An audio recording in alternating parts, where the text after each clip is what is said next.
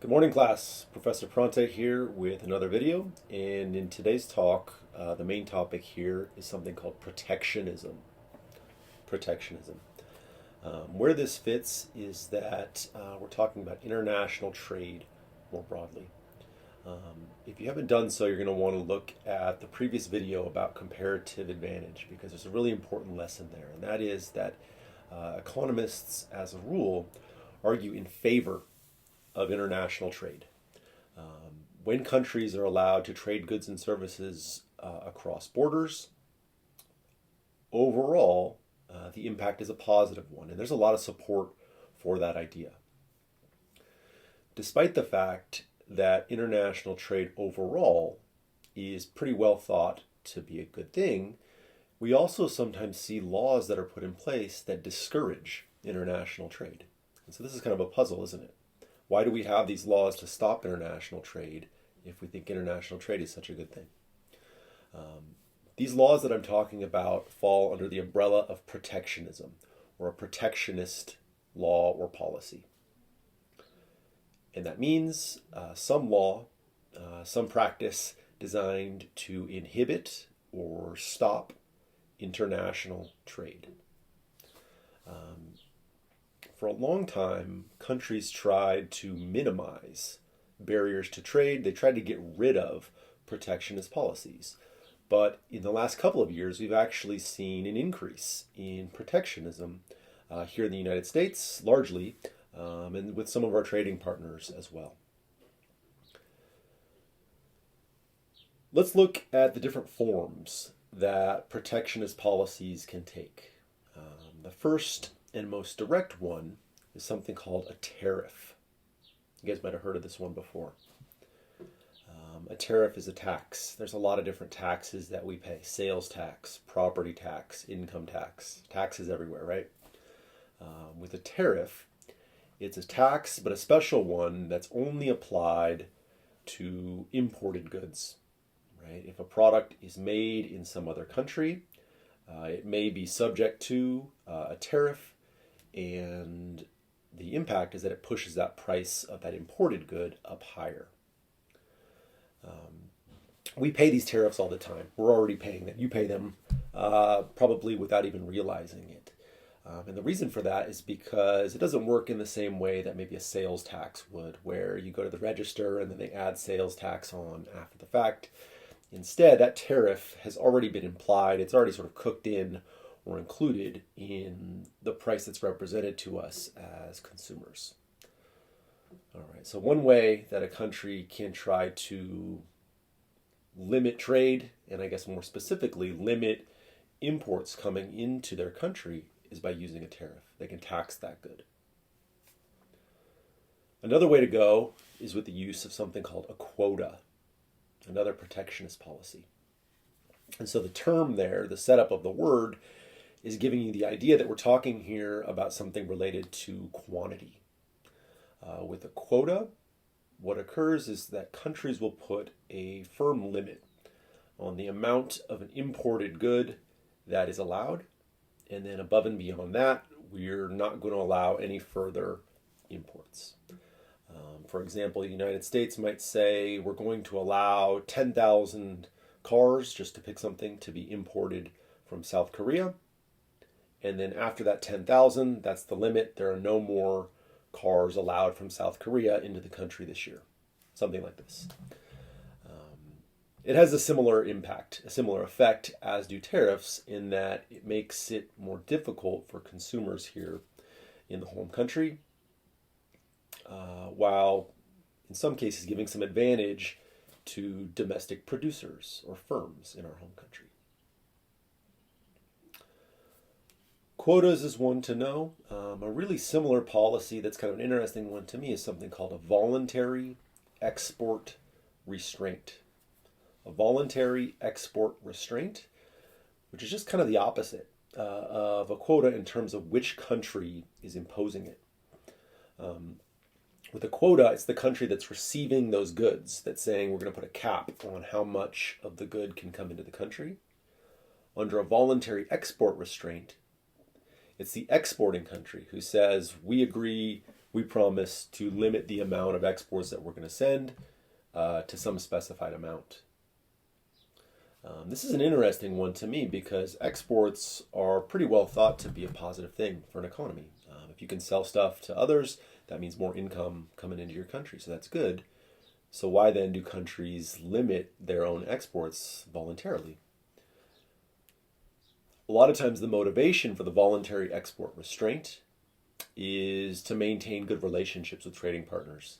So a country will put this in place, I think, trying to get out in front of their trading partner coming back with something more punitive or more harsh.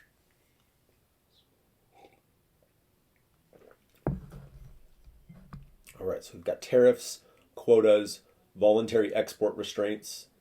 And then the last one here is kind of the trickiest one to understand. It's something called non-tariff barriers. Non-tariff barriers. This one is a little bit more difficult to understand because it's not just one policy, one thing like a tariff that we can understand. Instead, with non-tariff barriers, you're referencing all of the little red tape, inspections, hassles that countries can impose on imported goods that they do not subject their own products to those same requirements. For example, if a country is importing lettuce, say, and they introduce a requirement to say that any lettuce that comes from another country has to go through a 10-point inspection before it's allowed to come to market, whereas lettuce made in the home country doesn't have that same restriction, then you would call that a non-tariff barrier, right? So things like this, it's oftentimes inspections or hassles, any sort of official process that imported goods that need to go through before they can be bought and sold, that domestically produced goods are not subject to, falls here under this third umbrella term of non-tariff barriers. All right, guys, so those are just some ways that countries can go about introducing protectionism. Another issue then that I want to talk about in this video is what's the motivation for protectionism, right? So a lot of countries do this. How come, right? What are they trying to accomplish? I bet you guys might have some ideas, right, as to why a country might use tariffs. Probably the biggest rationale for protectionism is the employment argument. Countries will use tariffs in an attempt to protect the interests of domestic workers, right? You might say, the argument might go, well, we think that products being made in another country are taking advantage of some unfair practices, and therefore workers at home are made worse because of this. And so we need to make the imported products more expensive with a tariff to help out domestic employment, right? So there's an employment argument for protectionism. You see this sometimes. Another argument that you'll see is the national security argument. Here the idea is people will say we want to have protectionism to protect our military and strategic interests.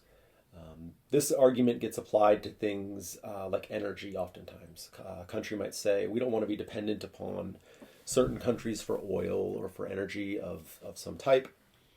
And so instead we need to protect domestic production of those goods.